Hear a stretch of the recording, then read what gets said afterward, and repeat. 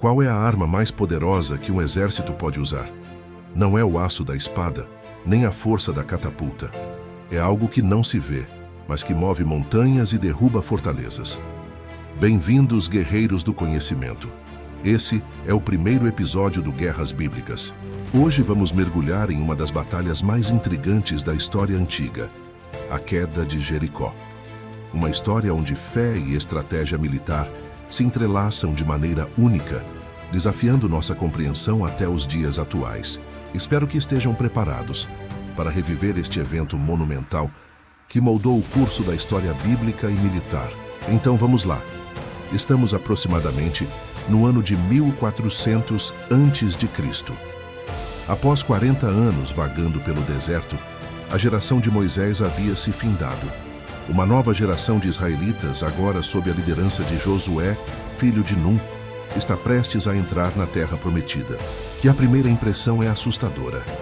O Mar Vermelho estava para trás, mas um obstáculo de pedra, lama e medo se erguia à frente. Eis o obstáculo formidável em seu caminho: Jericó, a cidade das palmeiras. Como destaca o renomado arqueólogo William F. Albright em sua obra From the Stone Age to Christianity, Jericó não era apenas uma cidade. Era uma fortaleza estratégica crucial. Dessa maneira, eram controladas as principais rotas comerciais entre o Vale do Jordão e as terras altas de Canaã. Quem controlasse Jericó, controlava a passagem. Sua captura era a chave para dividir e conquistar o restante da região de Canaã. Para compreender melhor a missão de Josué, as escavações conduzidas pela renomada arqueóloga britânica Kathleen Kenyon revelaram algo extraordinário. Quando a arqueologia é interpretada corretamente, verifica-se que as evidências arqueológicas corroboram a exatidão histórica do relato bíblico em cada detalhe. Em uma área escavada por John Garstang, foram encontradas evidências da destruição de Jericó pelos israelitas, datadas aproximadamente em 1400 a.C. Existem várias teorias sobre como os muros de Jericó ruíram. Tanto Garstang quanto Kenyon encontraram evidências de terremotos no momento em que a cidade foi destruída. Se Deus realmente usou um terremoto para realizar seus propósitos naquele dia, ainda assim foi um milagre, pois aconteceu precisamente no momento certo. Independentemente da forma como Deus usou, foi em última análise a fé dos israelitas que derrubou os muros. Pela fé caíram os muros de Jericó, depois de o povo os ter rodeado durante 7 dias. Hebreus 11:30.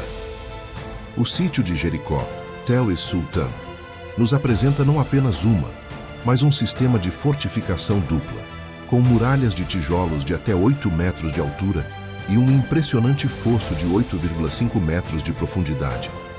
A base das muralhas, conhecida como talude, era uma rampa escorregadia que impedia o uso de arietes e tornava a escalada quase impossível. Para os padrões da época, era praticamente inexpugnável.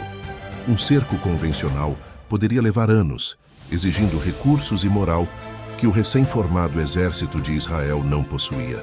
Como observa Martin Van Creveld em sua obra Command in War, a capacidade de adaptar táticas não convencionais frequentemente determina o sucesso em situações militares, aparentemente impossíveis.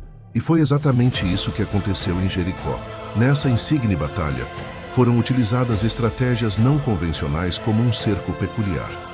Todavia, antes do cerco começar, espiões israelitas foram infiltrados em Jericó para obter informações sobre a cidade e os seus defensores. Antes da primeira marcha, Josué enviou 2 espiões para o interior da fortaleza. Lá, eles encontraram a figura de Raabe. Esta mulher, que vivia em uma casa na muralha, decidiu apostar no Deus dos invasores, escondendo os espiões e ajudando-os a fugir. A história de Raabe não é um mero detalhe. É uma lição de inteligência militar e uma demonstração de que a guerra é sempre travada, primeiramente, no campo da informação e do medo. O fato de Raabe já temer o exército de Israel mostra que o moral dos defensores de Jericó já estava abalado, antes mesmo do cerco começar. Foi uma vitória de comunicação estratégica antes da vitória militar.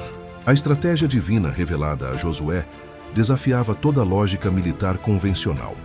7 dias de marcha ao redor da cidade carregando a Arca da Aliança, precedida por sacerdotes com trombetas de chifre de carneiro ou chofares. O Dr. Robert D. Miller II foi um estudioso da história, literatura, religião e arqueologia do antigo Israel no período do Primeiro Templo. Em sua obra Chieftains of the Highland Clans, sugere que esta tática tinha um profundo impacto psicológico sobre os defensores. Imaginem a cena. Dia após dia, em completo silêncio, milhares de guerreiros marchando.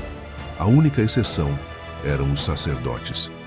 O som ritmado dos passos, o brilho das armas sob o sol escaldante e aquele silêncio ensurdecedor. Era uma guerra de nervos.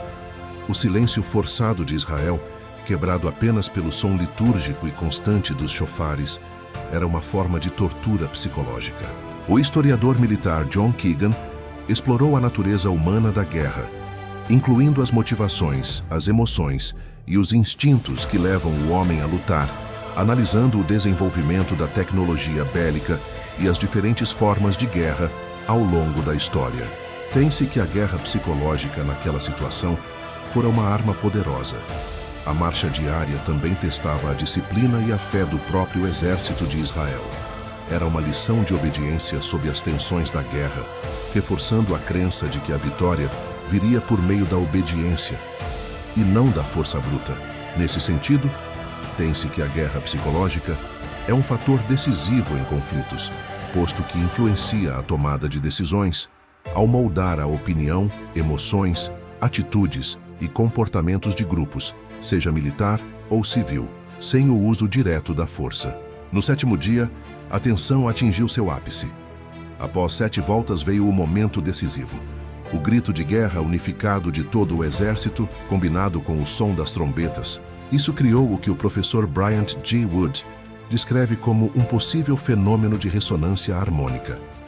O Dr. Wood recebeu atenção internacional por seus estudos na antiga Jericó, a qual é objeto de atenção pela historicidade dos acontecimentos narrados na Bíblia, da captura da cidade pelos israelitas. Verifica-se, portanto, a relevância ímpar em se analisar profundamente a historicidade do conflito diante das muralhas de Jericó. Eis então que a Bíblia relata o desmoronamento total das muralhas. Mas o que a arqueologia nos diz?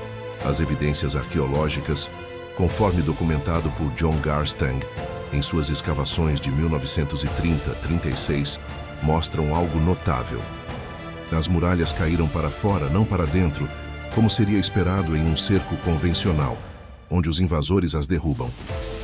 Este padrão de colapso, que formou uma rampa de escombros, tem intrigado arqueólogos e engenheiros por décadas. Seria essa a rampa que permitiu ao exército de Josué subir diretamente para a cidade, conforme a narrativa bíblica sugere. Subiu o povo à cidade, cada qual em frente de si. Josué 6:20. Nessa toada, o Guerras Bíblicas incentiva o debate.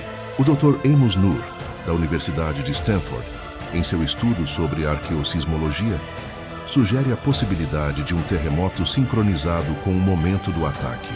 A região do Vale do Jordão está na fenda do Mar Morto, uma área geologicamente ativa. Seria este um exemplo de Deus utilizando a natureza como sua ferramenta militar? Mas isso diminui o milagre ou apenas revela o método divino? Para muitos, um terremoto no momento exato, após o fim da marcha de 7 dias, é a prova da intervenção divina calculada e perfeita. O legado de Jericó, no entanto, transcende o campo de batalha e o debate científico. Como observa o teólogo Walter Brueggemann, esta batalha estabeleceu um novo paradigma na história antiga. A ideia de que a força de uma nação não reside apenas em suas armas, mas na sua obstinação e resiliência, na força de sua fé e em sua união. Jericó se tornou o mito fundador, ensinando ao povo de Israel que, em situações impossíveis, a obediência e a coesão espiritual eram as suas armas mais eficazes. Essas lições militares, psicológicas e espirituais ecoam até os dias de hoje. Guerreiros do conhecimento, chegamos ao fim de nossa primeira jornada. A história de Jericó nos ensina que, às vezes, as maiores vitórias não vêm da força bruta, mas da fé inabalável e da disciplina inquebrantável. Estudo de como a estratégia, seja ela humana ou divina, se manifesta em tempos de guerra. O que você acha? Foi somente uma estratégia militar, fenômeno natural ou intervenção divina?